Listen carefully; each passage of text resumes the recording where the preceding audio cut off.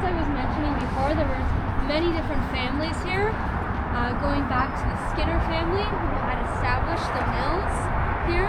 But it's really important to acknowledge the land that we are on here and really the history, both past, present, and future, and where we are going with our reconciliation. And that's a huge part of the city that we are facing. We can see the downtown as it continues to grow and the land that we're on.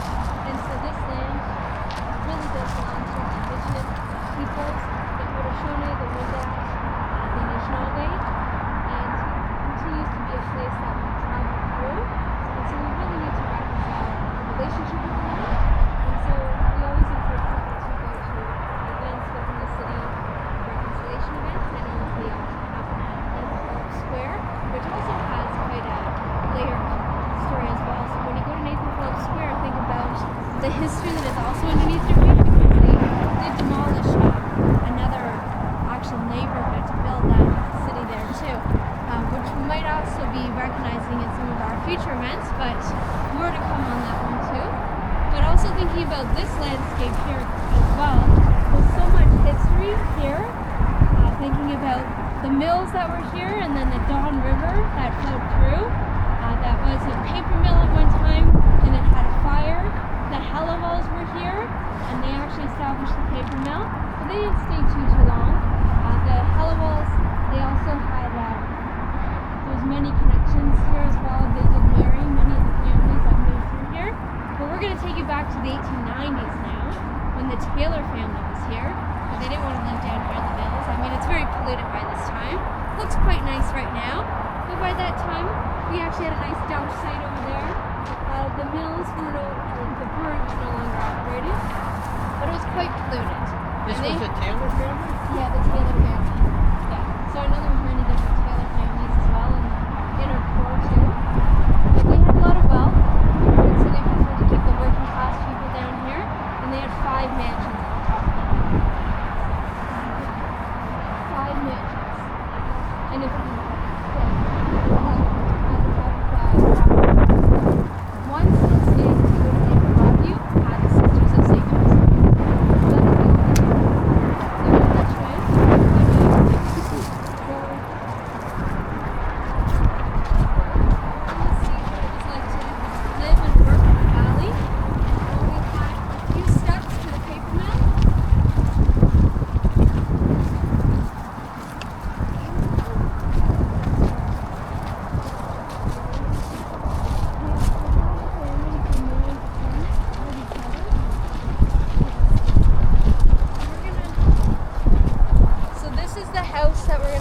First, it was built by the Helliwel family in the 1830s, so it was a unique custom-built home. That's their home, right? And then we're going to go to this house here.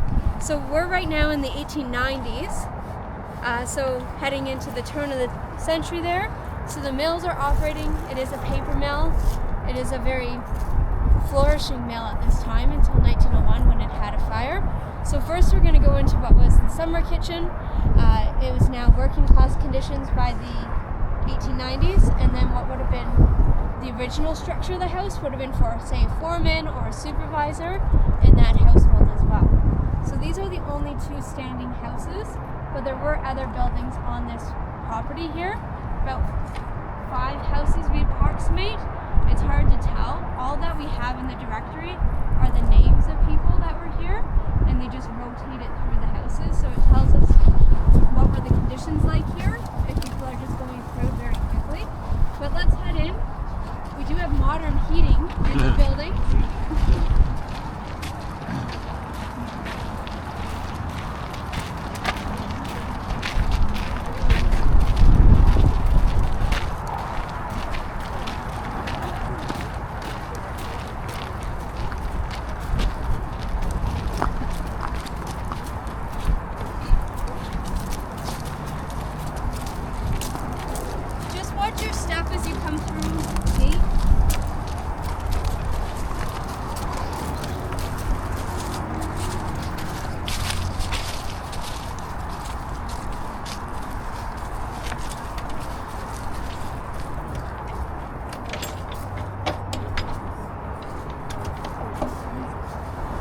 just watch your step as you come in to what would have been a working class household in the 1890s.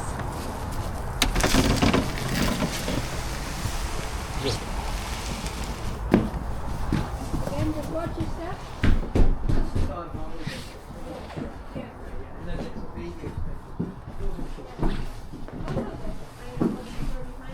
Yeah, they moved the river in the 1960s. They moved it? Yeah, they moved the river in the 1960s to build the highway. Oh. How do you move a river? They rerouted Yeah, it. so they dammed it and they also straightened the course and recoursed the river over time Well, I didn't know so that they could use the power and then obviously for the mills too. But it was actually quite a powerful river, but then it did become heavily polluted and then just the path of the river did change over time too. But yeah, the highway won. Yeah, because I was thinking if they were running 5 mills, it must have been a pretty big, the river must have been to flow and to create that much kind of power. Well, that's Yeah. And then when you look at, sorry, yes, go ahead. Oh, well, that sounded interesting too. But the paper mill, did it produce a lot of pollution for the river? Yes, yeah, the chemicals from the paper. I see. Yeah, paper milling is a heavily polluting process for sure. Because now when we make it with the kids, it's quite a different process because we don't get to use all the chemicals that are involved in that too.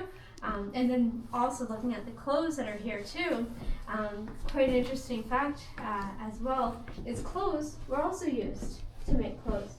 Or to make paper, I should say. Yeah. Paper, yes. Yeah.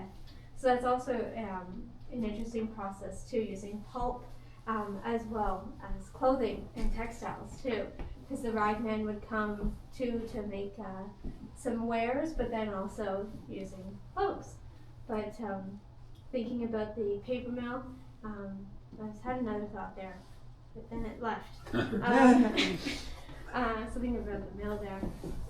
But just the amount of pollution as well. But it was Elizabeth Simcoe and her maps of the original Don River going back to the late 1700s. If you actually look at her waterfront of Toronto, you wouldn't necessarily recognize the place unless you actually knew this was Toronto, or if you look at her maps of the Don and just the original course, you wouldn't necessarily know. They just changed this place. So it's just fantastic how much that they imprinted the human footprint here. It's incredible, really looking at her maps, how much they've changed the course of the Don and just the waterfront. I mean, it's all landfill now, the waterfront, because of course we need to build more. But it's really incredible how much Toronto has changed in 200 years.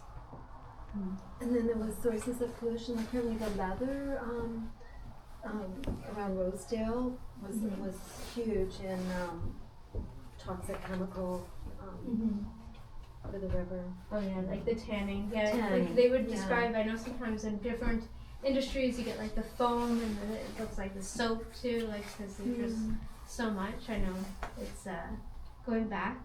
I mean even now too, because Takaranto, which is the name that's derived from Toronto, it's the place where the trees stand in the water, and many places in Canada as well describes the beauty of the lake. But you really wonder, okay, when was Toronto and Ontario a beautiful lake? Because when you go down to the waterfront, it is quite nice when the sun is glistening on the lake. But there's a lot of pollution. When I take the kids down to actually measure the amount of, you don't want to eat anything that comes from that lake. I would not advise that. Just yeah. What sort of things do you find in there? Pollutants. It's a lot of microplastics now, really. Yeah. It's a lot of that and chemicals too. And I think that's mostly from the industries, even though we have industries moving out of Toronto. It's mostly, I would say, plastics too that are in, and even people pulling it like whole tires. It's really incredible. Whole tires. That was the most incredible thing that I found. I know we're getting off topic there, but I think it's always been the same. Just how Toronto, we just toss sort of our garbage into the lake there. But it's interesting thinking about our waterways as a source of the story too. And I know this place has always carried the stories. For the people that have lived here too, and thinking about these 4 rooms, for the many families that lived here and they rented this space. There was often a family that was living here short term, they were short term tenants. So there was, we don't know exactly who was here and when, but it was short term, so it tells us the working conditions, living conditions, what were they like if they were just here short term, but probably husband and wife team, and again, renting.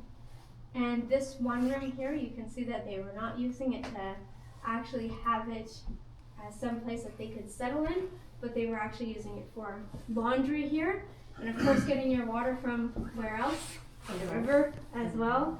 And you're actually welcome to feel all the textiles there because they are reproduction. And if you want, you can give the wringer washer a go. It still works. So you can do some laundry today too. So your day of rest was dedicated to doing laundry. So for some reason we have lots of women's clothes. We got lots of petticoats. And you have to be careful not to get any of your clothes caught in the machinery. We don't stop the machines for anyone. Is there any questions so far? Or we can head to the kitchen.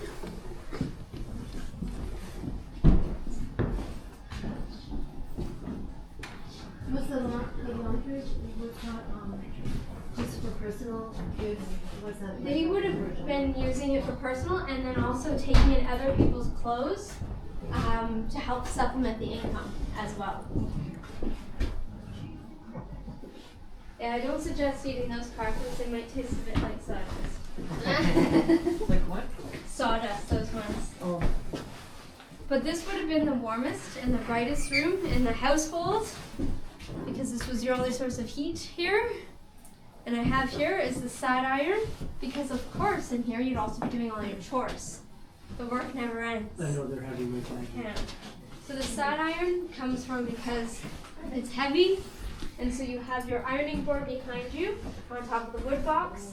We don't actually keep wood in here because it does attract the mice. It's always fun to find mice nesting in your wood box, which again tells you that you probably would have been living with other little friends in here. And also this is your bathroom too. You do have your bathtub on the wall there. Wow. So yes, set up your bathtub in here because again, it's the warmest space here. So after all the cooking is done, maybe settle in for a bath. But for cooking as well, we're now connected to the global empire for this family. They even have access as a working class family to some of the global empire, thinking about the spices that we can now import. So if you want to pick up any of those jars there and give them a whiff, there's This is 1890. 1890s, yeah. So the imperial empire is at its height, especially in India right now. So all the, like even canned goods they're getting access to, but a lot of them have motifs of faraway places, which really fits in people's imaginations too. Especially for this family, we can imagine. And we'll come to some recipes soon. But any questions or? You say one couple would live in this whole space or like multiple families? It would just be one family. Yeah, probably just a husband and wife. And then later on there was actually a family going into the 1960s, a family that was renting both sides.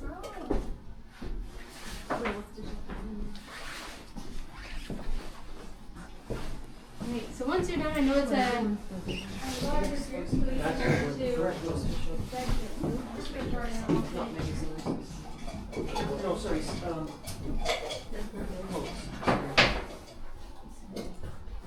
I don't want to I can't open it. I didn't like the Masons. You're welcome to pick up any of the postcards. They're all reproductions there.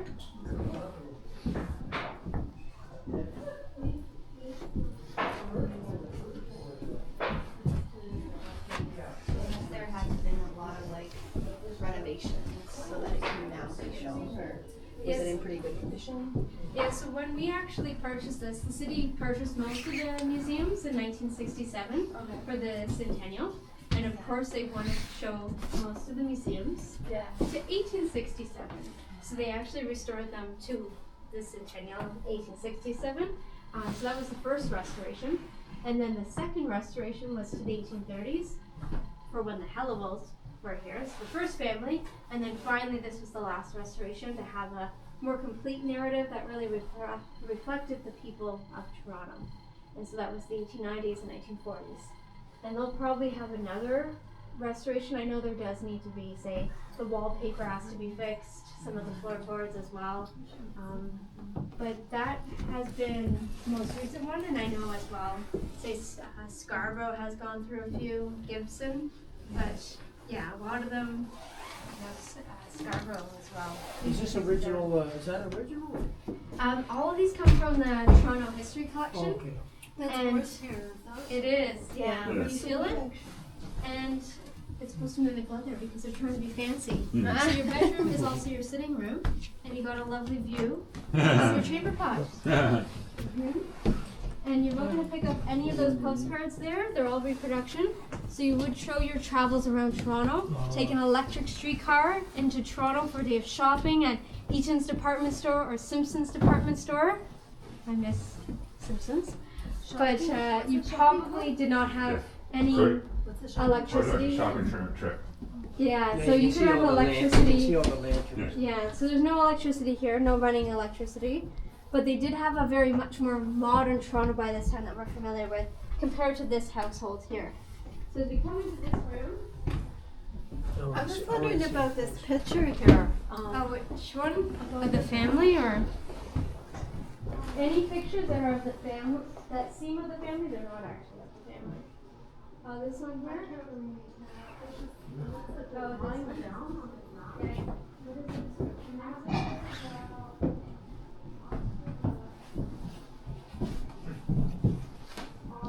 What is the description? Yeah, so that one, prints were much cheaper, and they were just a subtle way to decorate the household as well.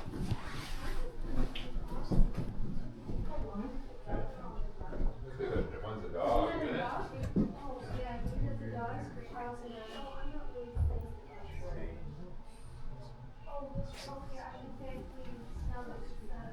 Oh, it's like a Saint Bernard?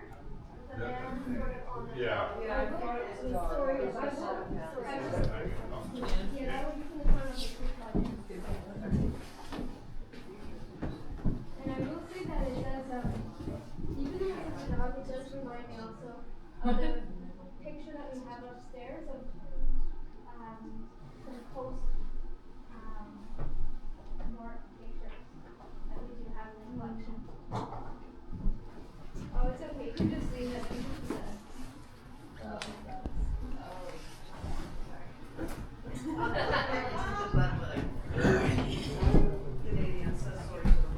Yeah, sorry. So I don't think they actually worked with Maybe it was the big fire they had in Toronto. This was a big fire. Yeah, that was in the, Oh, yeah, that's the, which way is fire? oh, this is Pompeii. Oh, wait. Yeah, this is Pompeii. But yes, I know they, some ancient motifs to sit back here, but Oh, is it Toronto and, oh, that might have been, I guess in the big house. I mean, they used to have so much of it.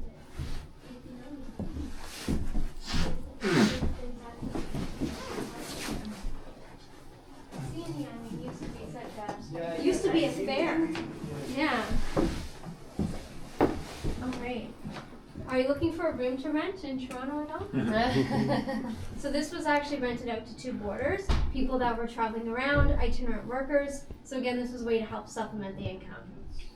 So this was actually not people part of the family, but they were probably working at the mill as well.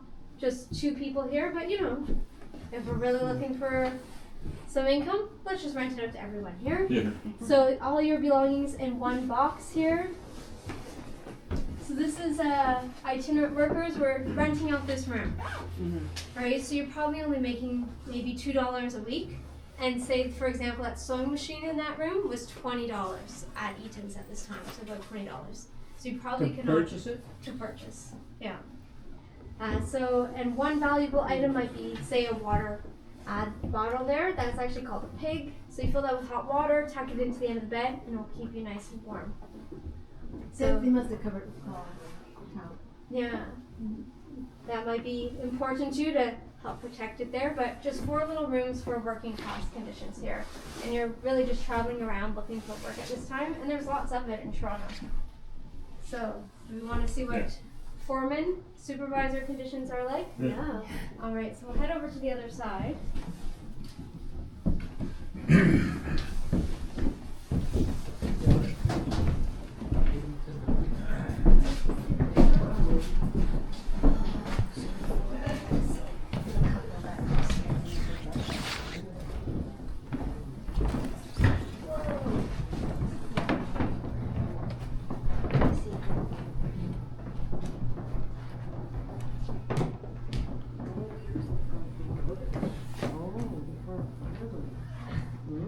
Now we're talking. Yeah. So is this a different house or still? It was the original One of those house, hair yeah. pictures from hair. I know, I've heard that before that, yeah, it's very... I think. Yeah, we actually had one of those at another museum I worked at. Alright, is that every 9 person? You got 9? Yeah. 6, 9. Alright, so as you passed through there, that would have obviously been blocked off. You wouldn't have had a doorway cut through the side of the household there, and you would have actually come through the main entranceway. So as you walked through, you would have actually had a nice heated front entranceway as well. So this again was a foreman or a supervisor working at the mills. And as you also came through the front entranceway there, you probably saw the prints. Prints were much cheaper than actually having photographs. So this is a mobile middle class. They're working their way up right now. So again, prints are a bit cheaper, and you probably saw the prints. We can go back to the hallway as well of Niagara Falls. So they have access as well to their wealth there as they're moving up. So they can actually afford some leisure too. And this is a Methodist middle class. So yes, as we look around, they're investing in some knickknacks here, but they don't have too much decoration. So they may have actually celebrated Christmas here, or they may not have. The Methodists, very strict in their morals. So this is something that was, I'll pass this one around here. This is Queen Victoria and Albert and their family. You want to pass that one around there. They really kicked off the holiday traditions there. But again, thinking about the Methodists and morals, Christmas was something that has been really starting to transform in its traditions, going back many centuries. But Queen Victoria really introduced the Christmas tree here to us. But what's in those doors? Those are the closets. Yeah, we now just use them for storage space. I believe these ones are empty there. Closets are definitely unique in households, having so many as we have upstairs because they were taxed. A legacy of the British system. What was that? Closets. Really? Yes. They were what, taxed? Taxed. Yeah. Is that one mine Yeah. is so small in my old house? Yeah. Yeah. Also, floors were taxed. Windows were taxed. More so, they didn't bring that one over, but floor height. Yes. Yeah. So would that be one big closet being rented, but They they're were taxed two. for one instead of 2? They would be taxed for both. Oh, Yeah. they got taxed for the doors. Yeah, for each So why closet. didn't they make one door? Well, this family, they could afford to have Oh, both. okay. Yeah. Yeah. Otherwise, yeah, it would be much more of a challenge to brick off a closet or turn that into a wall. But they could feasibly do that. But this household as well, I'll pass this one around. They would have some entertainment with their friends, and of course, with their friends as with their workers. It would all be of the same stature here. It would be Methodist, of course. So thinking if you went to the mill, everyone around you would be Methodist. So they were free to discriminate there too. But they also wanted to have some fun here. And I do have the stereoscope with a stereo card.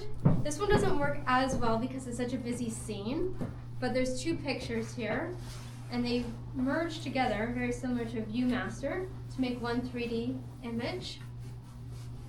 And this would be accompanied by some live entertainment. And we have an organ here, which was cheaper than that of having a piano. So even though that they were very strict in their practices, the Methodist, they still had some light entertainment, of course.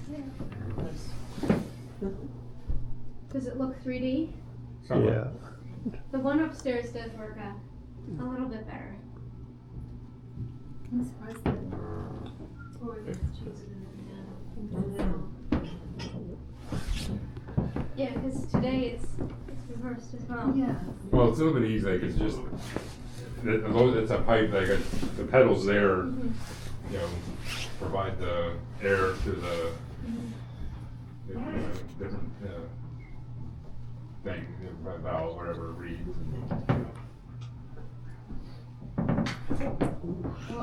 Does it work? This one, I know that someone did try before to step on the pedals and it was not making sound, so I think that the bellows does need repair to it. Yeah, it's a little. So there would have been a fireplace and that was blocked off at a time and the wood stove put in. Yeah, so originally when this house was built in the 1830s, there was actually fireplaces in each room, which actually the weight of the fireplaces, even upstairs, that would have been significant.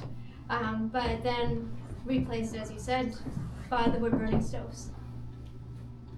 Hence, that's why there's two closets. The fireplace was back in there blocking the rest of it. Okay.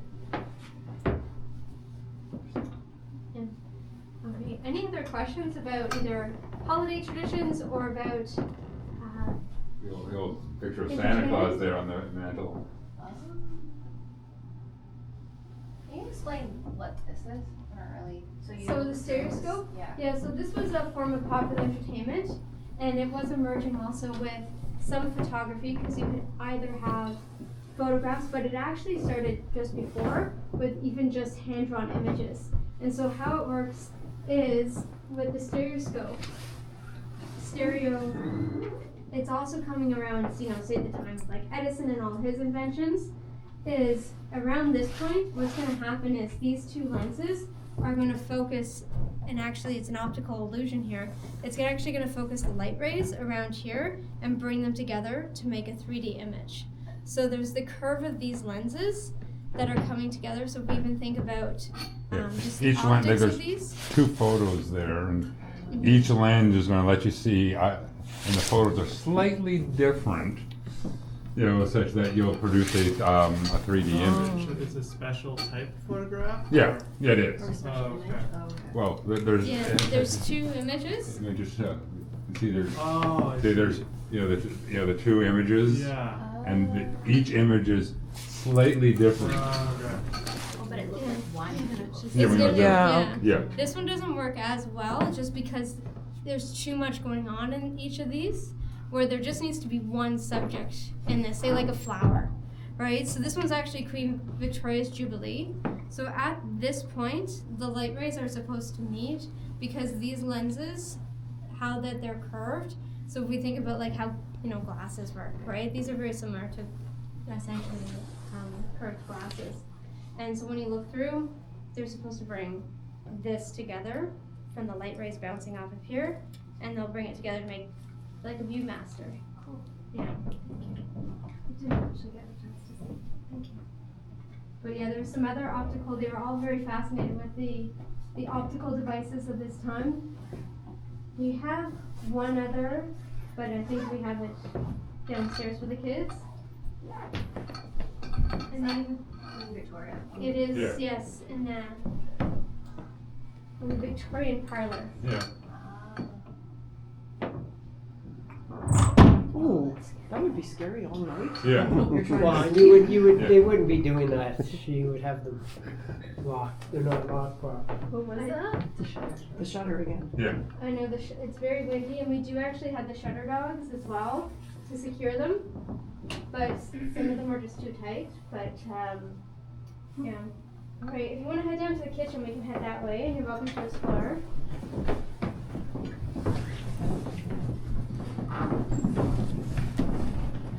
Where are we going to? Just down the hall to the right there.